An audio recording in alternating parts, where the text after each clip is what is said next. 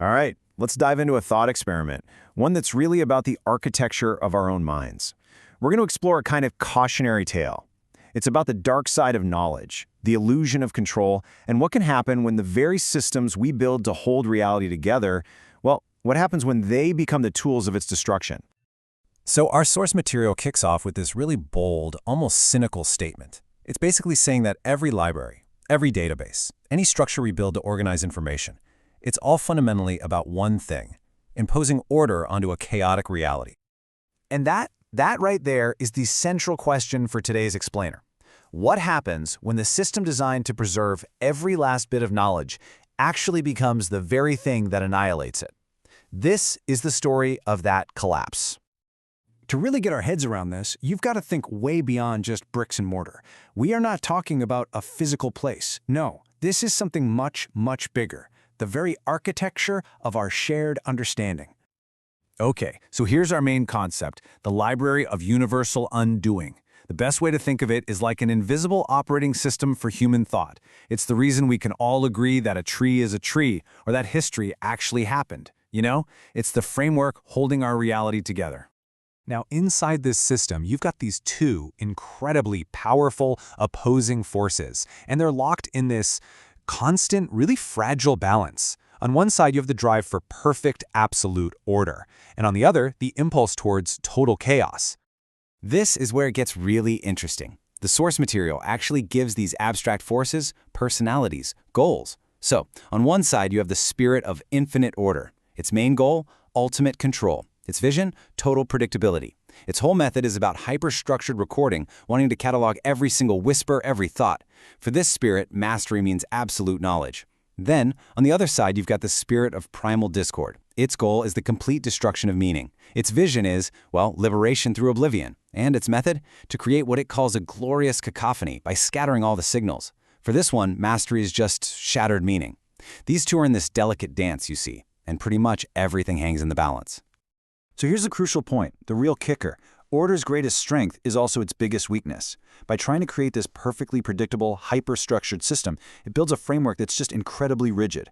There's no wiggle room, no shadows for things to hide in. And that makes it unbelievably brittle, totally vulnerable to a complete collapse if its core logic ever gets breached.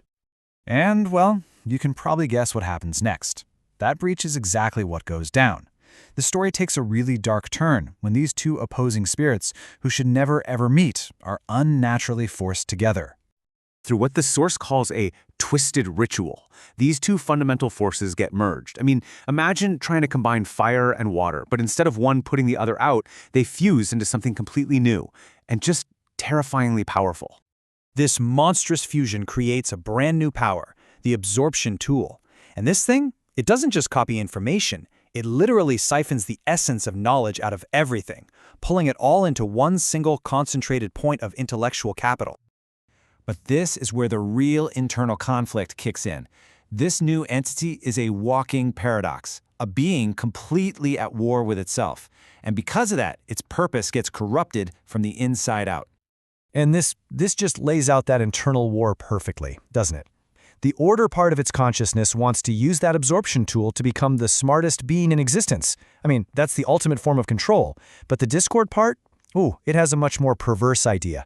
It doesn't see the tool as a way to gain knowledge. It sees it as a weapon to enforce universal ignorance. And this is the absolutely chilling conclusion the entity comes to. The spirit of discord basically hijacks order's ego.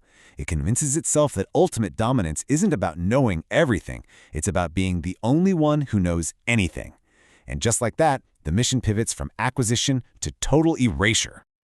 So, the collapse doesn't happen like a sudden explosion. It's a slow, creeping rot.